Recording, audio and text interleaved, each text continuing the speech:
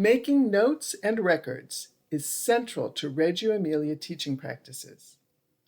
The Reggio Emilia philosophy expects teachers to act as researchers in their own classrooms. And one of the most important things that researchers do is keep notes and records of what happened. In Reggio Emilia, such records are crucial to creating the documentation that helps children remember and understand their own learning journeys, and helps teachers to develop their image of the child and to plan the best projects and provocations for their students. The records created can also be shared with parents, colleagues, and administrators, and may suggest ways to improve the classroom environment. As all good researchers know, it takes time and practice to become good at creating useful notes and records. And the documentation that's useful for Reggio Emilia practices is different from standard school documentation, which focuses on testing and grades. However, as is typical of Reggio Emilia, there's no particular method required. Instead, teachers are free to develop processes that work best in their own classrooms.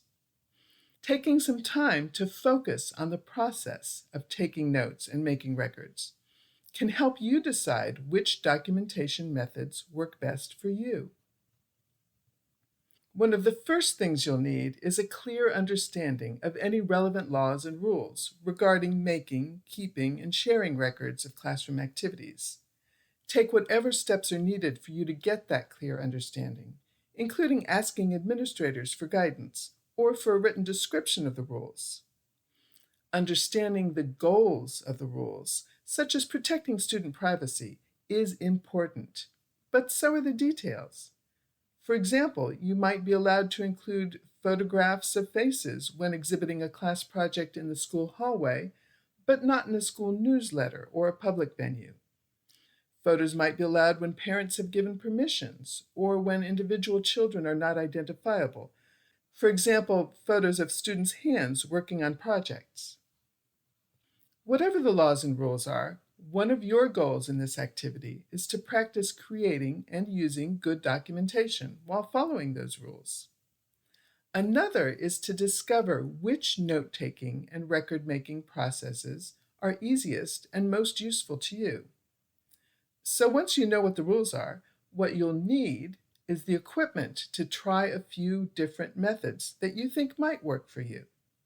The possibilities include keeping and organizing handwritten notes and drawings in notebooks or binders, handwriting notes and then transferring them to online documents for organizing, making charts in which notes can quickly be jotted whenever something relevant happens, taking photographs with a phone or camera, making videos with a phone or video recorder, or making audio recordings with a phone, voice recorder, or recording equipment. Finally, you'll want to have a focus for your note-taking. You might find it useful to tie your note-taking practices to another Reggio Emilia-inspired teacher activity that you'd like to do soon, so that while you're experimenting with how to take notes, you'll also be creating notes that will soon be useful to you. For example, if you're interested in improving your classroom environment, you can focus your note-taking on that. If there's a specific problem you'd like to work on, such as a classroom procedure that often doesn't go smoothly, you can create notes and records about that with the goal of identifying and trying possible solutions. If your class is doing a project, you might focus on documenting the project. If you need ideas for a class project or provocations, or a subject for class meetings, you might focus your note-taking on gathering ideas from the children's actions and comments. But it is also fine to begin without a focus. Keeping an open mind about what's interesting may lead you to notice and document something that's happening with the children or in the classroom that would otherwise have passed by without comment or reflection. Be on the lookout for children's actions or comments that surprise you or make you wonder what they're thinking, or that reveal their confusions and curiosities.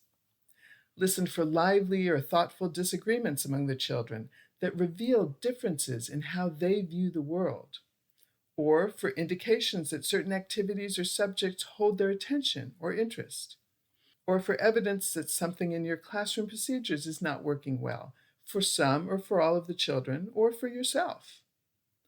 Once you've identified something that interests you, because it interests or affects the students, focusing on that should lead to some useful insights. Developing a focus of interest is important because it's impossible to make notes and records about everything that happens in your classroom that could lead to useful insights. Focusing on one or a few goals at a time gives shape and purpose to your activity as a classroom researcher and helps to make it useful. To discover what else will make note and record making doable and useful for you, choose a few different possibilities that appeal to you and try each one out for a while. For example, you might try a week focused on taking photographs of the children engaged in their activities, and another week of making audio recordings, and one of filling in charts with quick handwritten notes. You'll also want to experiment with different procedures for each method. For example, when making audio recordings, is it useful for you to capture what the children are saying, to include in your documentation of a project, for example? Or is it helpful to record your own description of what's happening to turn into written notes later? For each method and procedure, make sure that you also do the follow-up step to discover whether it's easy and useful for you to work with that type of documentation. Organize and reflect on the notes and records you made. Reggio Emilia instructors also consider it important to share notes and thoughts and documentation with their co-teachers and others who are working with the students. Assessment and reflection are particularly important steps for this activity because a main goal is to decide what methods and procedures work best for you right now. For example, you may want to ask yourself, which types of records were easiest for you to create and least disruptive to your teaching process? Which created the richest and most useful insights and theories and curiosities that you want to follow up on? Which were easiest to organize and keep and refer to later? Did you prefer different methods for different situations? And did you ever find it difficult to make useful records while following the relevant rules and laws? Now, some teachers do find documentation to be one of the more challenging Reggio Emilia practices to adopt. As you try other Reggio Emilia activities, you will have plenty of opportunities to practice various documentation processes. And what works best for you may change, not only from one type of activity to another, but also from month to month and year to year, as you become more experienced and perhaps have access to new and different equipment. In the meantime, try to identify at least one method that feels doable and that you believe will help your efforts to improve your class's learning experiences, and continue to practice using that method.